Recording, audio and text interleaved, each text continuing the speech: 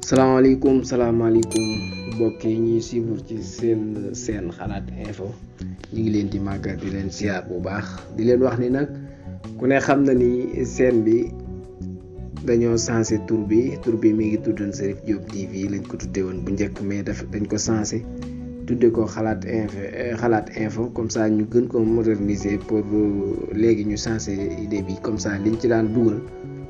bu njëkk ay vidéo teg rek lañ ci daan def vidéo yoo xam tey jàngale lépp loo xam dafa jëm ci informatique moo xam ci téléphone moo xam ci application yi génn bees moo xam ci yenn kii yi mais léegi dañ ko changé sujet bi nga xam ni ci la daan yëngu léegi dañ ko tuddee xalaat info comme ça mu mën di yëngu ci lu bëree bëri moo xam ci actualité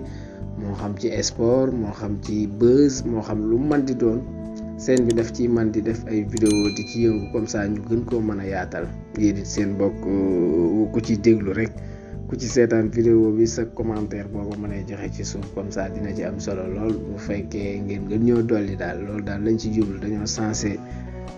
nom bi sensé sujet bi nga xam ne moom la daal ndax bu njëkk ci informatique lañ daan yëngu mais léegi dañoo sensé sujet bi comme ça mu mën di yëngu ci lu bëree te yaakaar naa ni loolu dina leen neex ba tax na noonu daal lañ ko gisee moo tax ñu tuddee ko xalaat info bu defee day man di teewul nag vidéo yi nga xam ni lu ëpp moom lañ ci daan def muy daanaka boo xoolee seen vidéo yi ci njëkkoon a def dindi wuñ ko ndax dañoo xam ni xalaat info moom lim ëmb bari na waaw mën naa yëngu ci lu bari moo tax ñu bàyyi ko ci moo xam vidéo yi nga xam ni day jàngale ci wàllum informatique ci wàllu téléphone wala application wala benn technique boo xam ci téléphone la nekk wala mu nekk ci leneen kon vidéo yooyu dañ ko ciy bàyyi yenn vidéo yi nga xam ne tamit vidéo yi jàngale daan doon wala mu doon waxtaan ci wàllu diine wala affaire yooyu yëpp